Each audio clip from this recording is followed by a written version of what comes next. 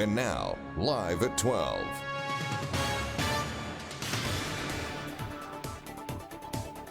අයිබෝන් එක්වන්න අදත් ඇත්ත දැනගන්න ලංකාවේ අංක එකේ සමබර තොරතුරු ප්‍රකාශය ලයිව් ඇට් 12 සමගින්.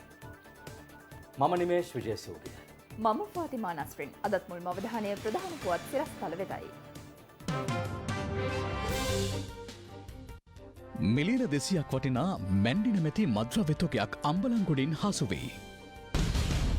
රාජ්‍ය සේවයේ ව්‍යුහාත්මක සහ පරිපාලනමය වෙනසක් සිදු කිරීම කෙරෙහි රජයේ අවධානය යොමු කරන බව බැසිල් කියයි. ස්වර්ණවාහිනී අනාවරණයෙන් පසු මහමුහුදේදී දරුවෙකු වදහිංසාවට ලක් කිරීමේ සිද්ධියට සම්බන්ධ තිදෙනෙක් අත්අඩංගුවට.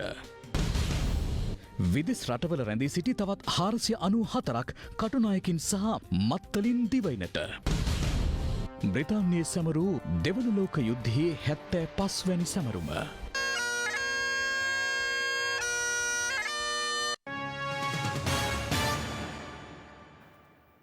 මහ මැතිවරණයේදී ජනතාව ලබා දුන් 3/2ක බහුතර බලයක් සහිත දැවැන්ත ජනවරම මෙරට ආර්ථික සංවර්ධනය සඳහා යොදාගත යුතුව ඇතැයි ආර්ථික පුනර්ජීවන සහ දරිද්‍රතාව තුරන් කිරීම සඳහා වන ජනාධිපති කාර්යසාධක බලකායේ සභාපති බැසිල් රාජපක්ෂ මහතා පවසනවා.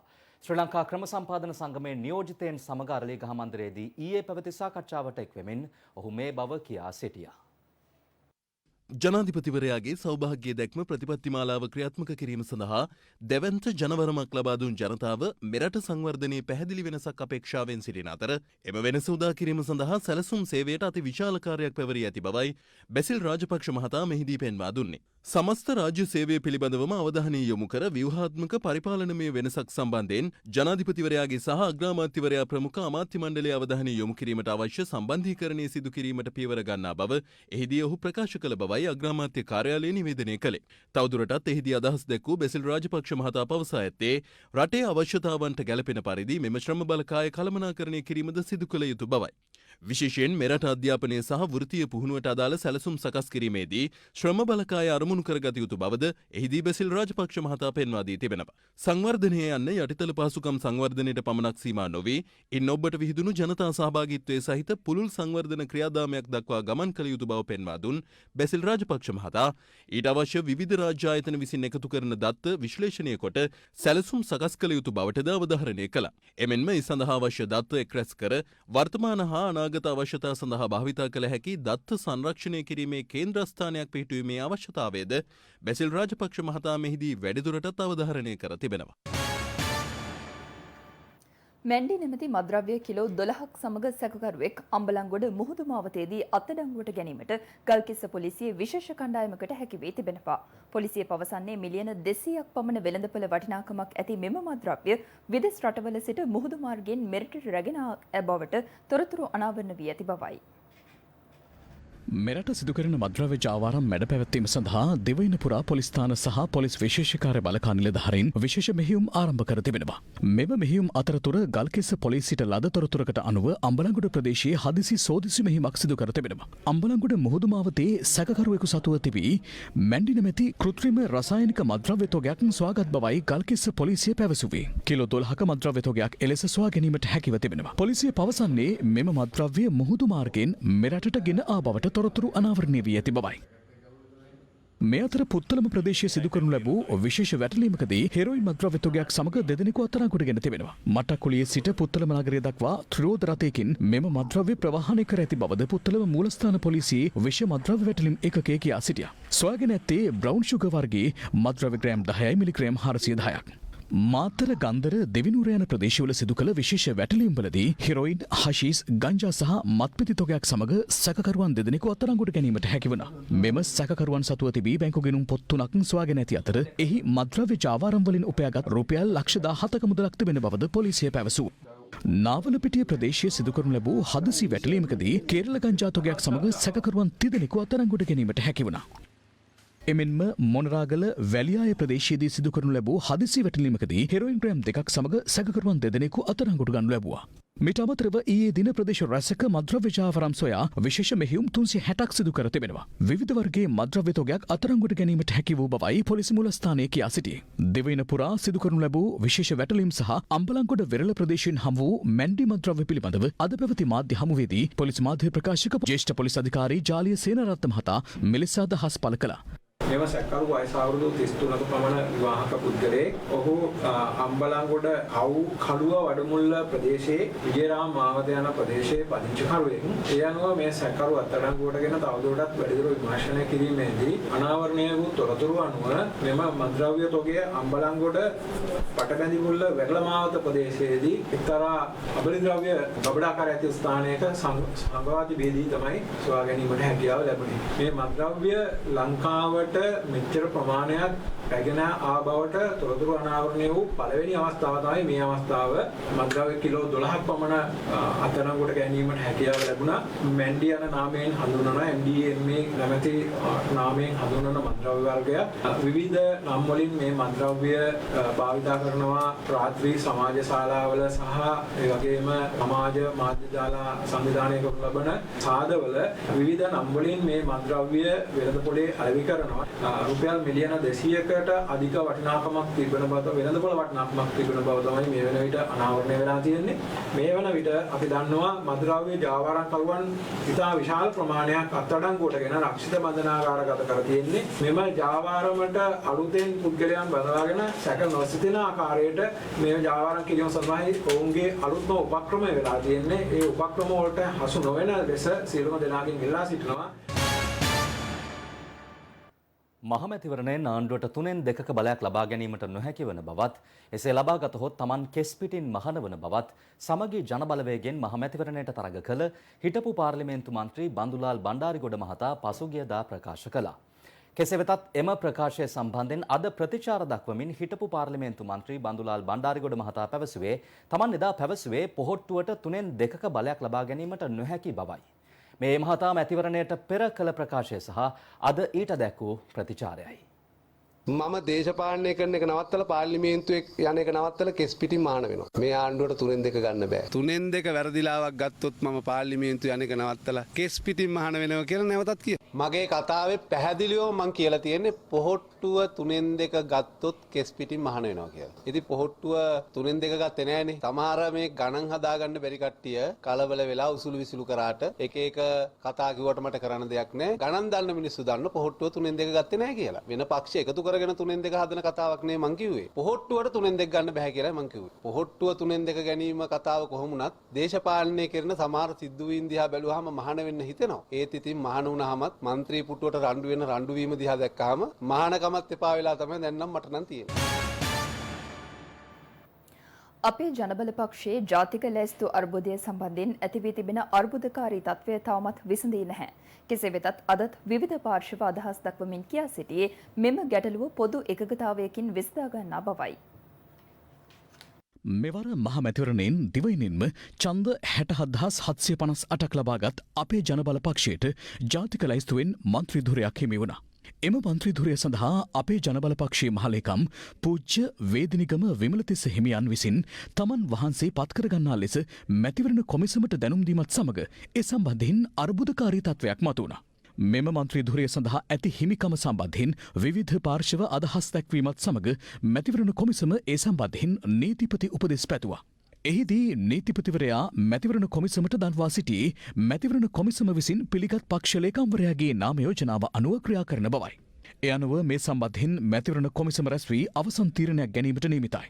මේ අතරවාරයේ මෙම මන්ත්‍රී ධුරය සම්බන්ධයෙන් පූජ්‍ය අතුරුලියේ රතන හිමියන් මෙන්ම පූජ්‍ය ගලගොඩාතේ ඥානසාර හිමියන්ද මාධ්‍ය හමු පවත්වමින් අදහස් පළ කිරීම සමාජයේ කතාබහට ලක් වුණා.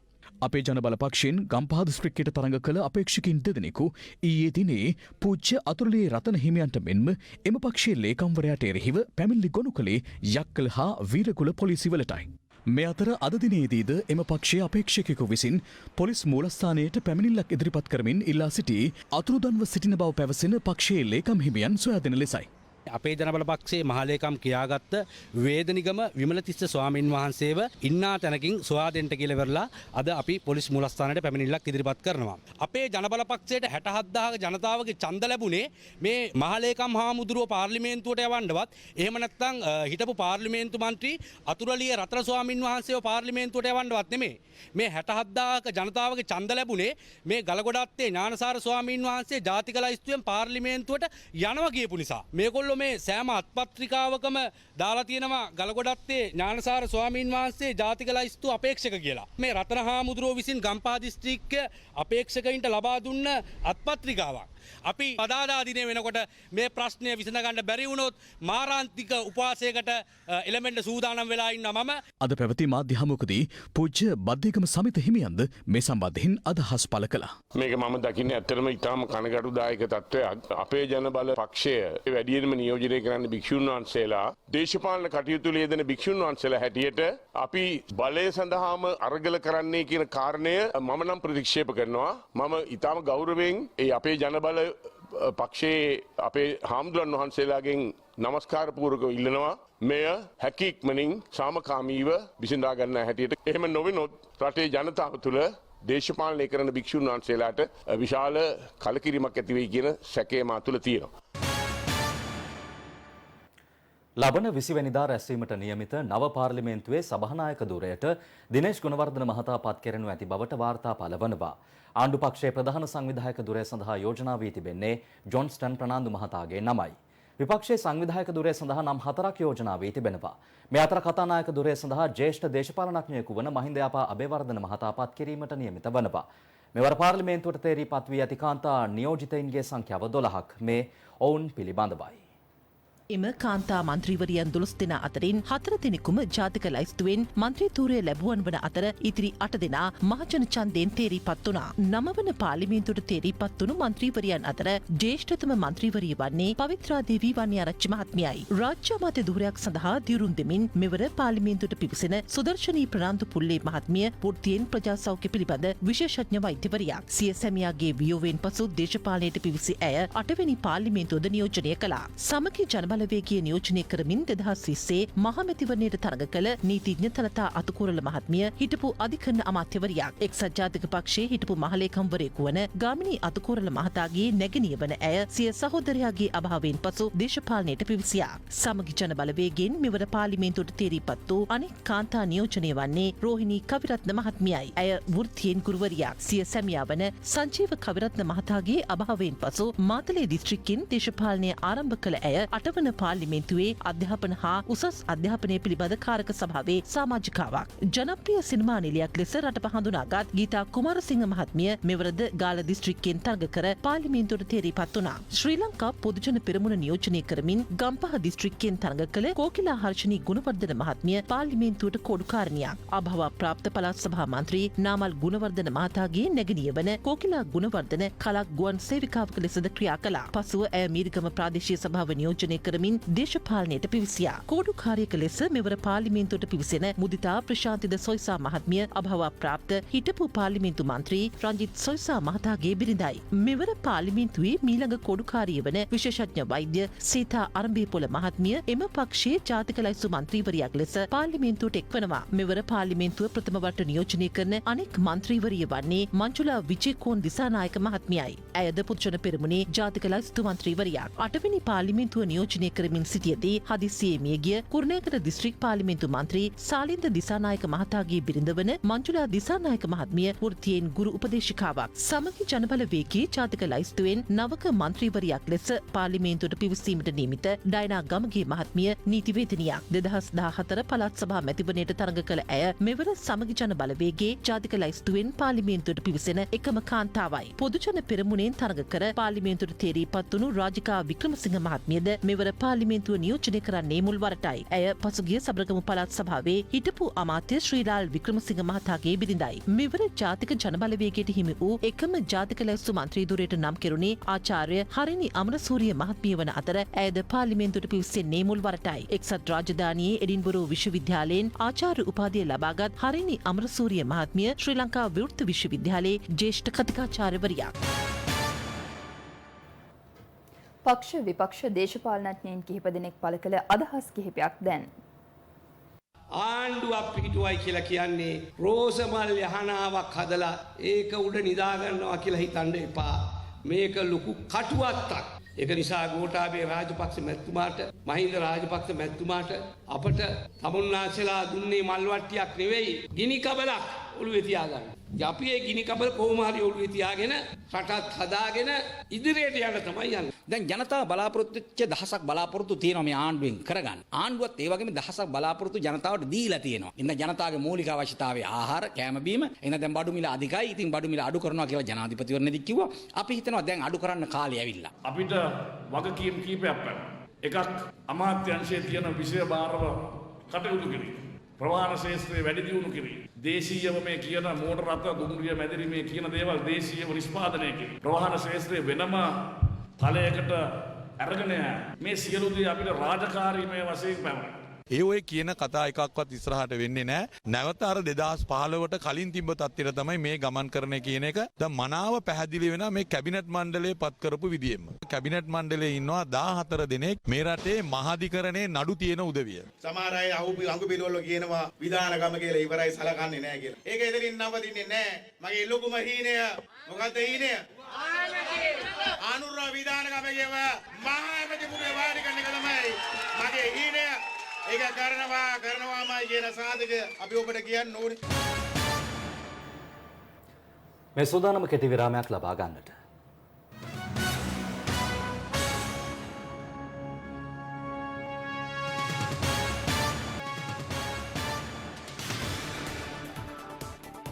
ඔබ නැවතත් live 12 සමගින්.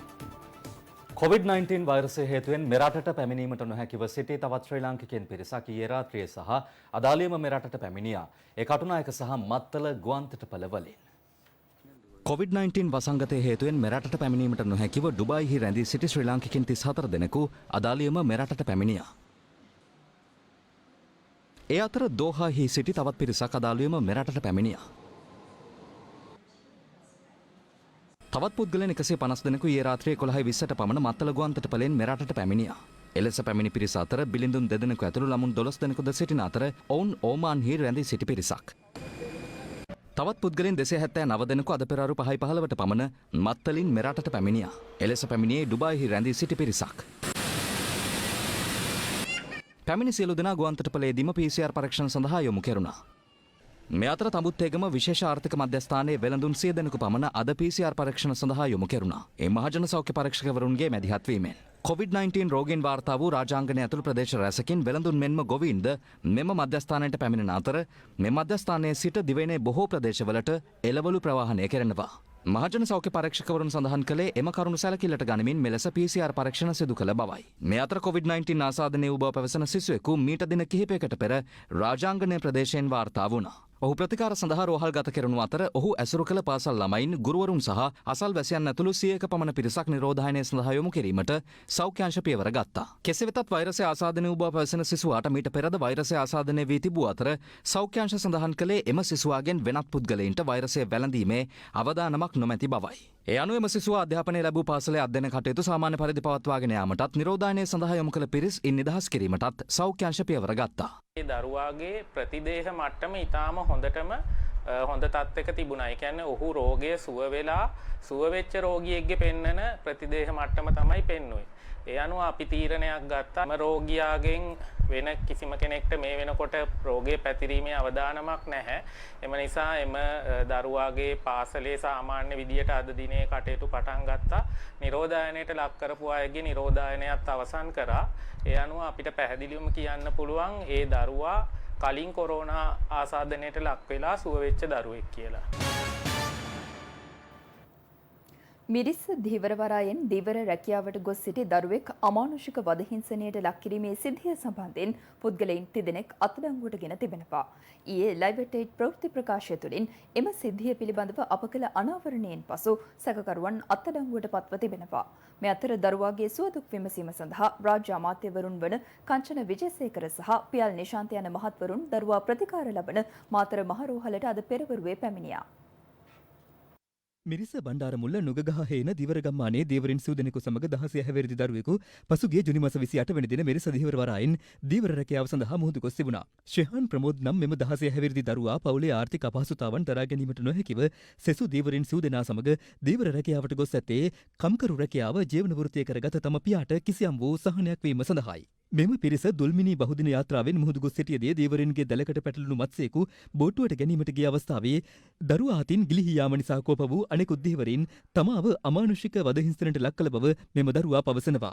අමානුෂික හිංසනයට ලක් වූ මෙම දරුවා මේ මාස 12 වෙනි දින මිරිස දිහිවර වරායෙන් ගොඩබිමට පැමිණීමෙන් අනතුරුව ඔහුගේ දෙමාපියන් විසින් මාතර මහරු කලට ඇතුළත් කළා. කොටවිල පොලිසිය මේ පිළිබඳව මේ වන විට පරීක්ෂණයක්ද ආරම්භ කර ඇති අතර සිද්ධිය සම්බන්ධයෙන් ඊයේ ලයිව් ඇට් 8 තුලින් අප කළ අනාවරණයත් සමග පුද්ගලයන් දෙදෙනෙකු අත්අඩංගුවට ගෙන තිබෙනවා. ඊයේ දිනේදී මෙම බෝට්ටු හිමිකරු පොලිසිය විසින් අත්අඩංගුවට ගැනීමට කටයුතු කළා. මේ හිමිකරු වයස අවුරුදු 64ක පමණ පුද්ගලයෙක්. ඔහුගේ අනුදැනුම ඇතිව තමයි මේ යාත්‍රාවට මේ දරුවා නංවාගෙන මේ දීවර කර්මාන්තය සඳහා රැගෙන ගොස් තිබෙන්නේ. ඒ වගේම මේ යාත්‍රාවේ ගමන් කර පුද්ගලයන් දෙදෙනෙකුත් අත්අඩංගුවටගෙන විමර්ශන කටයුතු සිදු කරනවා. දැනට දරුවාගේ ප්‍රකාශය අනුව ලිංගික අපයෝජනයක් සිදු කළ බවට වාර්තා වෙලා තියෙනවා. මේ සම්බන්ධයෙන් වෛද්‍යවරයාගේ වාර්තාව ලැබුණාට පස්සේ ඒ සිදු කර තිබෙනවා නම් ඒ සම්බන්ධයෙන් අපි ඔවුන්ට විරුද්ධව චෝදනා ඉදිරිපත් කිරීම සඳහා බලාපොරොත්තු. ඊට අමතරව මෙම බෝට්ටු හිමිකරු සම්බන්ධයෙන් වෙනම විමර්ශනයක් ආරම්භ කර තිබෙනවා. ඔහු දරුවන් යොදාගෙන දීවර කර්මාන්තයෙන් අයථ ආකාරයට මුදල් උපයාගෙන තිබෙනවාද කියන කාරණේ. විශේෂයෙන්ම අපේ රටේ නීතිය අනුව අවුරුදු 18 අඩු කිසිවෙකුට දීවර කර්මාන්තය දෙන්න පුළුවන් කමක් නැහැ. ඒ නිසා මේ අවස්ථාව ලබා දීපු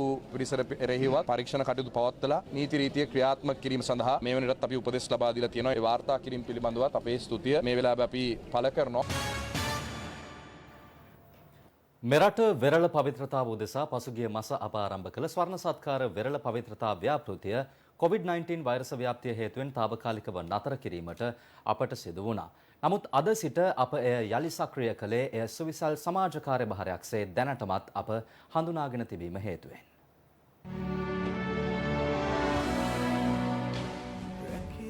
අධ්‍යතන ලෝකයේ තුළ සමුද්‍රීය පරිසර ආරක්ෂණයත් කසල ප්‍රතිචක්‍රීයකරණයත් ප්‍රමුඛ කාර්යභාරයක් සේ සැලකීමට දියුණු බොහෝ රටවල් අද වන විටත් පෙළඹී අවසන්. නමුත් අවසනාවකට මෙන් මෙරට සමුද්‍රීය පරිසර පද්ධතීන් ආරක්ෂණය කෙරෙහි රටේ බහුතර අවධානයක් යොමු නොවීම කනගාටුවට කරුණක්. මෙවන් වටපිටාවක අඳුරට ශාප නොකර සුන්දර ශ්‍රී ලංකාවක් බිහි කරලීමේ වෙරළ පවිත්‍රතා ව්‍යාපෘතියට පසුගිය ජූලි මාස 5 වෙනිදා අප මුලපිරුවේ ගල්කිස්ස වෙරළ තීරයේදී.